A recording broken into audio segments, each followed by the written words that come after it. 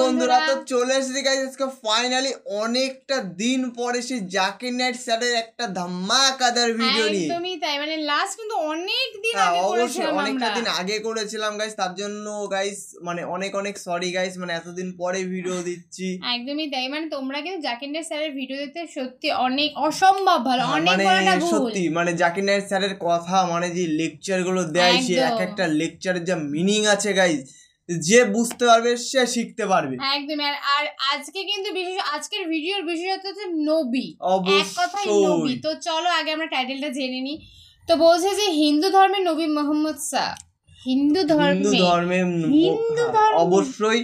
তো এই ভিডিওটা আমরা দেখতে হবে, ভিডিও না দেখলে যে বুঝতে পারবো না কেন হিন্দু ধর্মের নবীর নাম কিসের জন্য, কোথায় ছিল। হিন্দু ধর্মে নাকি নবীর নাম মানে দুটোই কিন্তু আলাদা আলাদা, অবশ্যই আলাদা, সেটাই নাকি একত্রিত হয়েছে। তো অবশ্যই কিন্তু আমরা ভিডিও না দেখলে কিন্তু কিছুই জানতে পারবো না বা বুঝতে পারবো না।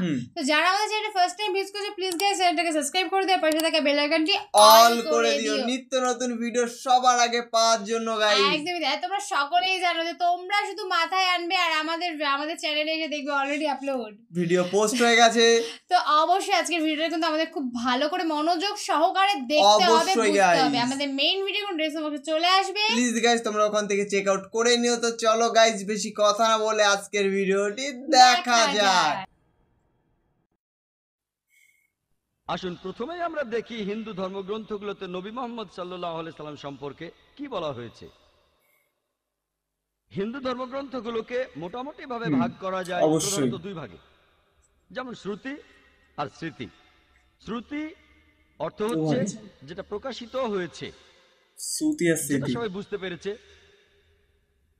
যেটা মানুষ শুনেছে। এই শ্রুতি বিভিন্ন হিন্দু বিশেষজ্ঞদের মতে প্রচলিত আছে যে শ্রুতি হলো ঈশ্বরের বাণী। এটাও প্রধানত দুই ভাগে বিভক্ত, বেদ ঈশ্বরের বাণী ও উপনিষদ। বেদ এই সংস্কৃত শব্দটা এসেছে বিদ থেকে, যার অর্থ হচ্ছে মানুষের জ্ঞান। আর বেদ প্রধানত চার প্রকার, মানে কত ভেতরে যাচ্ছে, যজুর্বেদ, সামবেদ ও অথর্ববেদ। যদিও এই বেদগুলো চতুর্বেদ, সামবেদ ঠিক কোন সময় আছে সেটা কেউই জানে না। তবে স্বামী দয়ানন্দ সরস্বতীর কথা অনুযায়ী, যিনি হলেন আর্য সমাজের প্রতিষ্ঠাতা, তিনি বলেছেন যে এই বেদগুলো আসলে এগুলোর বয়স হচ্ছে 131 কোটি বছর। তবে এই বিশেষজ্ঞদের বেশিরভাগই তারা বলেন বেদের বয়স আনুমানিক 4000 বছর। পৃথিবীর কোন অংশে এই বেদ প্রথম এসেছিল সেটা আমরা কেউ জানি না, কার উপরে এটা নাজিল হয়েছিল সেটাও আমরা জানি না। যদিও এই সব ব্যাপারগুলো পরিষ্কার নয়, তারপরও হিন্দুরা মনে করে যে এটাই আল্লাহর বাণী, এটাই হলো সবচেয়ে বিশুদ্ধ আর পবিত্র ধর্মগ্রন্থ যাবতীয় হিন্দু ধর্মগ্রন্থগুলোর মধ্যে। এরপরে গুরুত্ব পাবে উপনিষদ। এসেছে সংস্কৃত শব্দ থেকে উপা, যার অর্থ কাছে, নি অর্থাৎ নিচে, সদ অর্থাৎ বসা, কাছে এসে নিচে বসা। এককালে শিষ্য ছাত্ররা বসত তাদের শিক্ষকদের পায়ের কাছে, এটাকে বলা হচ্ছে উপনিষদ। এর অর্থ জ্ঞান, যেটা যাবতীয় অজ্ঞতা দূর করে দেয়। পৃথিবীতে 200-রও বেশি উপনিষদ পাওয়া যায়, তবে হিন্দু রীতি বলে এর সংখ্যা হলো 108। এগুলোর মধ্যে কিছু উপনিষদকে বলা হয়েছে প্রধান উপনিষদ। কেউ বলে 10টা, কেউ বলে 12টা। শ্রী রাধাকৃষ্ণ তিনি 18টা বেছে নিয়ে বই লিখেছেন, এগুলোই প্রধান উপনিষদ। পরের স্তরের ধর্মগ্রন্থগুলো হলো স্মৃতি। স্মৃতি মানে যেগুলো মনে রাখা হয়, অর্থাৎ স্মরণে রাখা। হিন্দু বিশেষজ্ঞরা বলেন এই স্মৃতি, এই গ্রন্থগুলো মানুষ লিখেছে, ঋষিরা। আর এর অবস্থান শ্রুতির পরে, শ্রুতির অবস্থান উপরে, তারপরে হচ্ছে স্মৃতি। এগুলোকে বলা হয় ধর্মশাস্ত্র, কারণ এগুলো বলে যে একজন মানুষ কিভাবে চলবে, সম্প্রদায় কিভাবে চলবে, সমাজ কিভাবে চলবে। স্মৃতির মধ্যে খুব গুরুত্বপূর্ণ হলো বিভিন্ন পুরাণা। পুরাণ অর্থ প্রাচীন। এসব পুরাণে বিভিন্ন দেবতার কথা আছে, বিশ্ব সৃষ্টির কথা আছে, সাহিত্য আছে। আর মহারিষি ব্যাস এইসব পুরাণগুলোকে 18টি খণ্ডে ভাগ করেছেন। এগুলোর মধ্যে একটা গুরুত্বপূর্ণ পুরাণ হলো ভবিষ্য পুরাণ। ভবিষ্য মানে ভবিষ্যৎ, এই পুরানা ভবিষ্যৎ নিয়ে কথা বলছে।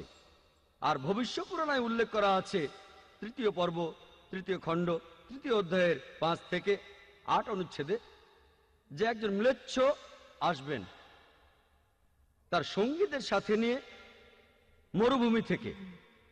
তার নাম হবে মুহাম্মদ সাল্লাল্লাহু আলাইহি সাল্লাম।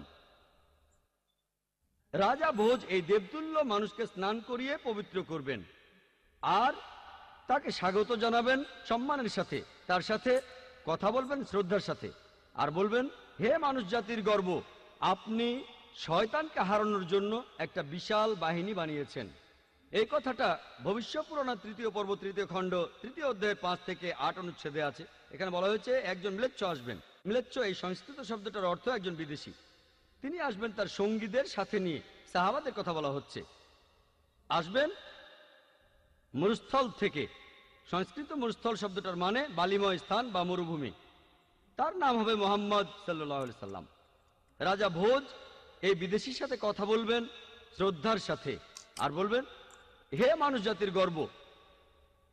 আপনারা জানেন যে মুহাম্মদ সাল্লাল্লাহু আলাইহি সাল্লাম তিনি মানুষ জাতির গর্ব।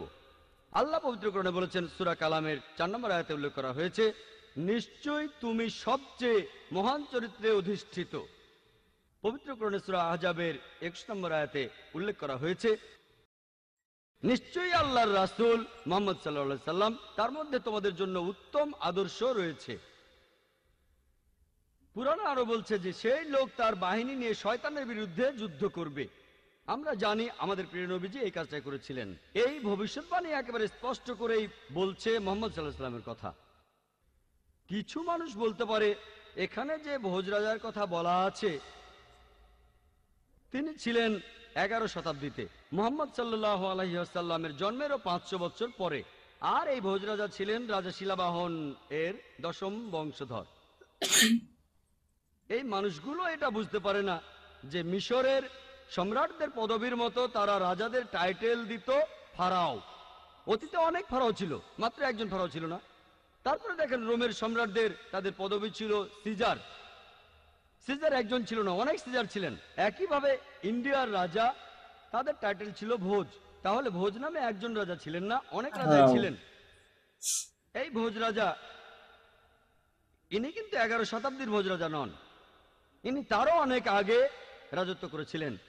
এরপর ভবিষ্য পুরাণে বলা হয়েছে 3য় পর্ব 3য় খণ্ড 3য় অধ্যায়ের 10 থেকে 27 অনুচ্ছেদে আছে, ম্লেচ্ছদের বসবাসের স্থান নষ্ট হয়ে গেছে। এখানে যে শত্রুরা আগে রাজত্ব করত এখন সেখানে এসেছে আরো শক্তিশালী শত্রু। আমি একজন মানুষকে পাঠাবো যার নাম হবে মুহাম্মদ সাল্লাল্লাহু আলাইহি সাল্লাম। মানুষকে পরিচালিত করবেন সরল পথে। হে রাজা ভোজ, তুমি পিশাচদের রাজ্যে কখনোই যাবে না, কারণ আমি আমার দয়া দিয়েই তোমাকে পবিত্র করব। তারপর দেবতুল্য একজন মানুষ ভোজ রাজার কাছে আসলো, তারপর বলল যে আর্য ধর্ম এই পৃথিবীতে প্রতিষ্ঠিত হবে। এটা হবে ঈশ্বর পরমাত্মার আদেশে। আমার অনুসারীদের খাতনা দেওয়া থাকবে, তাদের মাথার পেছনে কোনো টিকি থাকবে না, তারা মুখে দাড়ি রাখবে, তারা একটা বিপ্লব করবে, তারা প্রার্থনার জন্য আহ্বান করবে, তারা সব হালাল খাবার খাবে, তারা বিভিন্ন পশুর মাংস খাবে, তবে এই লোকগুলো শূকরের মাংস খাবে না। তারা লতাপাতার মাধ্যমে নিজেদের পবিত্র করবে না, নিজেদের পবিত্র করবে যুদ্ধের মাধ্যমে। তাদের সম্প্রদায়কে বলা হবে মুসলমান। এই ভবিষ্যৎবাণী আর কারো কথা বলছে না, বলছে সর্বশেষ নবী মুহাম্মদ সাল্লাল্লাহু আলাইহি সাল্লামের কথা। বলা আছে আমার অনুসারী তারাই হবে যে লোকদের খতনা দেওয়া থাকবে। আমরা জানি মুসলিমরা খতনা করে, তাদের মাথার পেছনে টিকি থাকবে না, অনেকে এটাকে বলে সিন্ডি, তাদের মুখে দাড়ি থাকবে, তারা একটা বিপ্লব করবে, তারা প্রার্থনার জন্য আহ্বান করবে। আজানের কথা বলা হচ্ছে, মুসলিমরা আজান দেয়। তারা সব হালাল খাবার খাবে, বিভিন্ন প্রাণীর মাংস খাবে, তবে তারা শূকরের মাংস খাবে না। আল্লাহ পবিত্র কোরআনে সব মিলিয়ে 4 জায়গায় বলেছেন। সূরা বাকারার 173 নম্বর আয়াতে উল্লেখ আছে, সূরা মাইদার 3 নম্বর আয়াতে উল্লেখ আছে, সূরা আনামের 145 নম্বর আয়াতে উল্লেখ আছে এবং সূরা নাহালের 115 নম্বর আয়াতে উল্লেখ করা আছে, হুররিমাত আলাইকুম মাইতাতু ওয়াদ-দামু ওয়া লাহমুল খিনজির ওয়া মা উহিল্লা লিগাইরিল্লাহি। তোমাদের জন্য হারাম করা হয়েছে মৃত জন্তু, রক্ত, শূকর মাংস খাওয়া এবং যে পশু জবাইকালে আল্লাহ ব্যতীত অন্য কারো নাম নেওয়া হয়েছে। যেহেতু পবিত্রকরণে বেশ কয়েকবার এই কথা বলা হয়েছে যে শূকরের মাংস খাওয়া হারাম, মুসলিমরা আমরা শূকর খাই না। ভবিষ্যৎবাণীটা আরো বলছে যে তারা লতাপাতার মাধ্যমে পবিত্র হবে না, তারা পবিত্র হবে যুদ্ধের মাধ্যমে, আর তাদেরকে ডাকা হবে মুসলমান বলে। এই ভবিষ্যৎবাণীটা পরিষ্কারভাবেই বলছে সর্বশেষ এবং চূড়ান্ত নবী মুহাম্মদ সাল্লাল্লাহু আলাইহি সাল্লাম সম্পর্কে। এরপরে ভবিষ্য পুরাণে আরো উল্লেখ করা আছে। 3য় পর্ব 1ম খণ্ড 3য় অধ্যায়ের 21 থেকে 23 অনুচ্ছেদে বলা হয়েছে যে 7টা পবিত্র শহর কাশীতে, সেগুলো ভরে গেছে দুর্নীতিতে আর রাক্ষসে। সেই সময়ে ম্লেচ্ছদের দেশে ম্লেচ্ছ ধর্মের অনুসারী যারা আছে তারা ভালো মানুষ, তাদের মধ্যে সব ভালো গুণই আছে। আর এই দেশে দেখো সব ধরনের পাপই বিদ্যমান আছে। হে ঋষি, তোমার প্রভুর নামকে সমুন্নত রেখো। এখানে আসলে বলা হচ্ছে মুহাম্মদ সাল্লাল্লাহু আলাইহি সাল্লামের কথা, তার অনুসারীদের কথা। মুহাম্মদ সাল্লাল্লাহু আলাইহি সাল্লামের কথা বেদেও ভবিষ্যৎবাণী করা হয়েছে। অথর্ব বেদে বলা হয়েছে 20 নম্বর গ্রন্থে 127 নম্বর অনুচ্ছেদের 1 থেকে 14 নম্বর মন্ত্র, এটাকে বলা হয় কুন্টাক সুক্তাস। কুন্টাক অর্থ পেটের ভিতর লুকানো গ্রন্থি। তার মানে এই মন্ত্রগুলোর যে অর্থ সেটা লুকানো আছে, আপনারা পরে এগুলো সম্পর্কে জানতে পারবেন। কুন্টাকের আরো একটা অর্থ দুর্দশা থেকে মুক্ত, আরেকটা অর্থ শান্তি, আর ইসলামেরও একই অর্থ। এর আরেকটা অর্থ হলো পৃথিবীর কেন্দ্র। আমরা জানি যে মক্কা শহরটা পৃথিবীর কেন্দ্র। আল্লাহ পবিত্র কোরআনে বলেছেন, সূরা ইমরানের 96 নম্বর আয়াতে উল্লেখ করা হয়েছে, মানুষ জাতির জন্য প্রথম ঘর বানানো হয়েছিল বাক্কায়। এটা মক্কার আরেকটা নাম। আমি এখানে 14টা মন্ত্রের সবগুলো বলার সময় পাবো না, এখন আপনাদের সামনে সংক্ষেপে 4টা মন্ত্র বলবো। অথর্ববেদ 20 নম্বর গ্রন্থে 127 নম্বর অনুচ্ছেদের 1 নম্বর মন্ত্র বলছে, তিনি হলেন নরসাংসা, তিনি হলেন কাওরামা, যাকে রক্ষা করা হয়েছে 60,090 জন শত্রুর কবল থেকে। 2 নম্বর মন্ত্র বলছে, তিনি একজন উটে চড়া ঋষি। 3 নম্বর মন্ত্র বলছে, তিনি হলেন মামা ঋষি। 4 নম্বর মন্ত্র বলছে, তিনি হলেন বৈষ্ণবী রেব। 1 নম্বর মন্ত্র বলছে, তিনি হলেন নরসাংসা। নর সংস্কৃত শব্দটার অর্থ একজন মানুষ, একজন ব্যক্তি। সাংসা মানে প্রশংসা, প্রশংসনীয়, যে মানুষটা প্রশংসনীয়। আর আরবি শব্দ মোহাম্মদের অর্থ ঠিক সেটাই, প্রশংসনীয়। এটাই ছিল সর্বশেষ ও চূড়ান্ত নবী রাসূলুল্লাহ সাল্লাল্লাহু আলাইহি ওয়াসাল্লামের নাম। এরপরে বলা হয়েছে তিনি হলেন কাওরামা। কাওরামা শব্দটার আরেকটা অর্থ হলো শান্তির রাজপুত্র। আর আমাদের নবীজি সাল্লাল্লাহু আলাইহি সাল্লাম শান্তির রাজপুত্রই ছিলেন। এর আরেকটা অর্থ হলো অভিবাসী। আমরা জানি নবীজি সাল্লাল্লাহু আলাইহি সাল্লাম মক্কা থেকে মদিনায় হিজরত করেছিলেন, তিনি অভিবাসী ছিলেন। এরপরে বলা হয়েছে তাকে রক্ষা করা হয়েছে 60,090 জন শত্রুর কবল থেকে। আমরা জানি সে সময় মক্কায় যেসব লোক নবীজি সাল্লাল্লাহু আলাইহি সাল্লামের বিরুদ্ধে ছিলেন তাদের সংখ্যা ছিল প্রায় 60,000।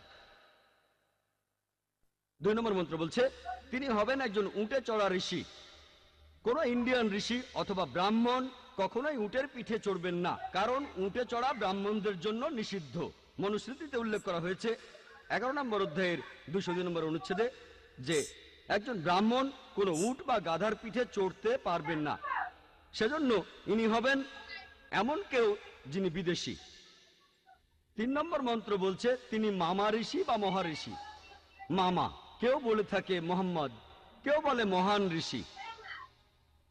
4 নম্বর মন্ত্র বলছে, তিনি হলেন রেব। রেব অর্থ যে প্রশংসা করে।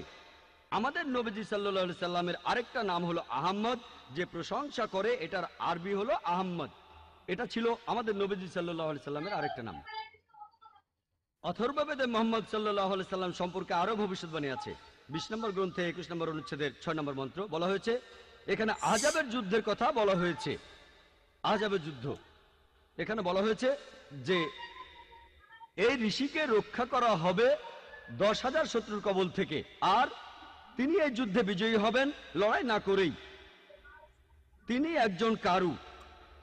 এখন সংস্কৃত শব্দ কারু অর্থাৎ যে ব্যক্তি প্রশংসা করে, আরবি করলে যেটা হবে আহম্মদ, যেটা আমাদের নবীজির আরেকটা নাম। বলা হয়েছে তিনি লড়াই না করেই এই যুদ্ধে জিতবেন, অর্থাৎ আহজাবের যুদ্ধের কথা, যেখানে লড়াই না করেই মুসলিমরা জিতেছিল। আমরা জানি যে সেই যুদ্ধে শত্রুপক্ষের লোকজন ছিল প্রায় 10,000। এরপর আরো আছে অথর্ববেদে 20 নম্বর গ্রন্থ 21 নম্বর অনুচ্ছেদের 7 নম্বর মন্ত্র যে মহান ঈশ্বর ক্ষমতাচ্যুত করবেন 20 জন রাজাকে, আর তিনি রক্ষা করবেন আবান্দুকে 60,090 জন শত্রুর কবল থেকে। সংস্কৃত শব্দ আবান্দু অর্থ হলো এতিম। এই আবান্দু শব্দটার আরেকটা অর্থ হচ্ছে প্রশংসনীয়। আমাদের নবীজি সাল্লাল্লাহু আলাইহি সাল্লামের নাম মুহাম্মদ, এটার অর্থ হচ্ছে প্রশংসনীয়। তাহলে আবান্দু শব্দটার আরবি করলে হবে মুহাম্মদ সাল্লাল্লাহু আলাইহি সাল্লাম। বলা হয়েছে ঈশ্বর ক্ষমতাচ্যুত করবেন 20 জন রাজাকে। আর আমরা জানি যে তখনকার দিনে আনুমানিকভাবে মক্কাতে 20টা আলাদা গোত্র ছিল। মুহাম্মদ সাল্লাল্লাহু আলাইহি সাল্লাম সবাইকে জিতে নিয়েছিলেন। আর সে সময় যারা নবীজি সাল্লাল্লাহু আলাইহি সাল্লামের সাথে বিরোধিতা করেছিল তাদের সংখ্যা ছিল প্রায় 60,000। এই একই ভবিষ্যৎবাণীটা ঋগ্বেদেও করা হয়েছে 1 নম্বর গ্রন্থ 53 নম্বর অনুচ্ছেদের 9 নম্বর মন্ত্রে। তবে এখানে তাকে বলা হয়েছে যে সুশ্রামা। সুশ্রামা শব্দটার অর্থ যে ব্যক্তি প্রশংসনীয়, যেটা আমাদের নবীজির নামের অর্থ। নবীজির কথা ভবিষ্যৎবাণী করছে অগ্নি 64 নম্বর মন্ত্র। এখানে বলা হয়েছে যে এই ঋষি তিনি তার মায়ের দুধ পান করবেন না, তিনি মায়ের বুকের দুধ পান করবেন না। আমরা জানি যে নবীজি সাল্লাল্লাহু আলাইহি সাল্লাম তিনি মায়ের দুধ পান করেননি।